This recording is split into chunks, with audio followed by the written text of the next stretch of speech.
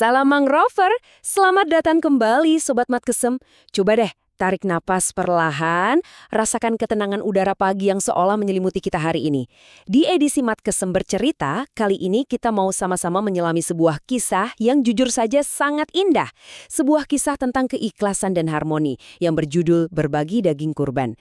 Bayangkan saja sebuah pagi yang begitu sejuk, tepat setelah gema takbir sholat Idul Adha perlahan memudar, menyisakan rasa syukur yang begitu mendalam di dada kita. Bisa kerasa nggak betapa damainya pagi itu? Hembusan angin pelan-pelan masuk lewat jendela mobil yang sedikit terbuka. Nah, di sana ada Dias kecil, duduk manis dengan tenang di samping ayahnya. Mereka ini baru banget selesai sholat Id, dan sekarang lagi memulai sebuah perjalanan kecil yang maknanya luar biasa besar. Tujuannya sebenarnya sederhana, membagikan daging kurban untuk tetangga-tetangga di desa sebelah. Tapi ada kehangatan yang beda banget kan saat kita melihat seorang ayah langsung ngajarin anaknya tentang arti berbagi lewat tindakan nyata, bukan cuma lewat kata-kata. Bagian 1. Pagi yang penuh berkah, perjalanan berbagi kebahagiaan. Di tengah perjalanan yang tenang itu, sang ayah menoleh dan bilang dengan lembut ke Dias, "Nanti kita sekalian ke rumah Pak De Joko, mengantar daging dan ajir bambu untuk menanam mangrove bulan ini." Coba perhatikan deh kata-kata itu. Ada misi ganda yang nyentuh banget di sini. Mereka nggak cuma bawa daging buat memenuhi kebutuhan saudara mereka, tapi juga bawa sesuatu untuk bumi kita, bekal untuk menanam mangrove. Ini benar-benar harmoni yang luar biasa ya, antara merawat sesama manusia dan merawat alam.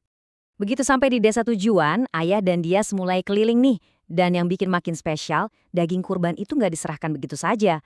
Kebahagiaan tersebut dibungkus rapi dalam besek, semacam wadah tradisional dari anyaman bambu.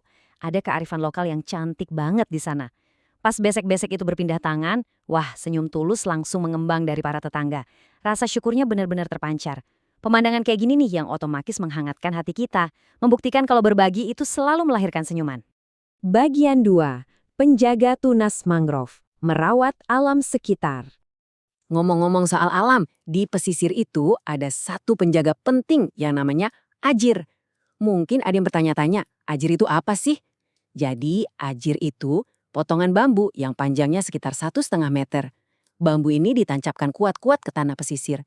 Lalu pakai tali rafia sederhana, bibit mangrove yang masih muda dan rentan itu diikatkan ke sana.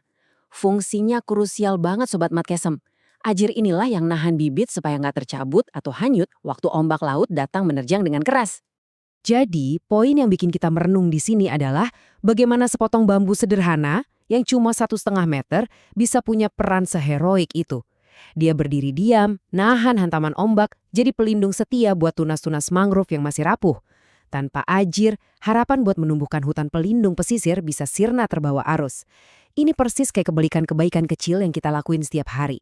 Kelihatannya sederhana, tapi dampaknya ia adalah pelindung bagi harapan dan kemanusiaan kita. Bagian 3. Kehangatan bersama keluarga di rumah Pak De Joko. Lanjut ke cerita ya, sesampainya di ambang pintu rumah, sambutan hangat langsung berasa. Terdengar pujian tulus dari sang paman buat keponakannya. Dengan senyum lebar yang bangga banget, Pak De Joko nepuk pundak Dias dan bilang, "Dias pintar, mau ikut berbagi daging." Bayangin deh betapa berbunganya hati anak kecil pas kebaikan hatinya diakui dan diapresiasi sama orang yang lebih tua. Pujian sederhana kayak gini tuh ibarat nutrisi loh buat jiwa seorang anak, biar dia terus tumbuh jadi pribadi yang penuh kasih.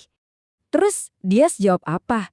Dengan nada suaranya yang polos, agak tinggi karena antusias, dan pastinya penuh kebanggaan, dia nyeletuk, "Iya dong, Dias mau jadi anak dermawan Pak De." Wah, ada tekad yang kuat banget dari kalimat sederhana itu. Di umurnya yang masih sekecil itu, Dias udah menanamkan cita-cita yang luhur di dalam dirinya. Dia pengen dikenal sebagai anak yang dermawan, anak yang selalu suka memberi. Nah, obrolan hangat di teras depan itu sempat terjeda sama panggilan lembut dari dalam rumah. Bude Joko manggil mereka. Dan tiba-tiba saja, udara langsung dipenuhi aroma khas Idul Adha yang bikin lapar. Bau harum sate yang lagi dibakar di atas arang, nyampur sama wangi rempah kuah gulai yang kental dari arah dapur. Makanan udah siap, mereka pun kumpul, duduk melingkar, merayakan momen Idul Adha ini bareng keluarga penuh tawa dan cerita. Ini nih, puncak kebahagiaan sejati, kumpul sama orang-orang terkasih setelah seharian berbuat kebaikan. Bagian 4. Pesan menjadi anak dermawan. Dari kisah manis ini, ada pesan moral yang indah banget buat kita ingat sama-sama. Kita tidak boleh menjadi anak yang tamak. Kita harus selalu dermawan kepada semua orang. Sifat serakah itu jujur aja cuma bakal ngurung kita dalam kesepian. Obat dari rasa tamak itu ya kedermawanan. Berbagi rezeki, bagi waktu, bagi tenaga, atau bahkan sekedar berbagi senyuman. Kedermawanan itu ngebuka pintu hati, ngeruntuhin tembok pembatas antar kita, dan nyatuin kita sama alam semesta. Sobat Mat Kesem, kisah ini ninggalin ajakan yang lembut tapi ngena banget di hati. Yuk jadi dermawan. Setelah menyelami cerita Ayah dan Dias tadi, terus merenungkan indahnya harmoni antara sesama manusia dan alam, saya pengen ngajak Anda buat nanya ke diri sendiri. Gimana ya cara Anda akan berbagi kehangatan dengan dunia hari ini? Kebaikan kecil apa nih yang bisa Anda taburkan buat bikin harinya seseorang, atau bahkan bumi kita jadi lebih baik? Bawa terus semangat berbagi ini di kehidupan Anda ya. Terima kasih banyak udah mendengarkan dengan hati yang terbuka. Sampai jumpa di kisah-kisah selanjutnya dan semangat mangrover!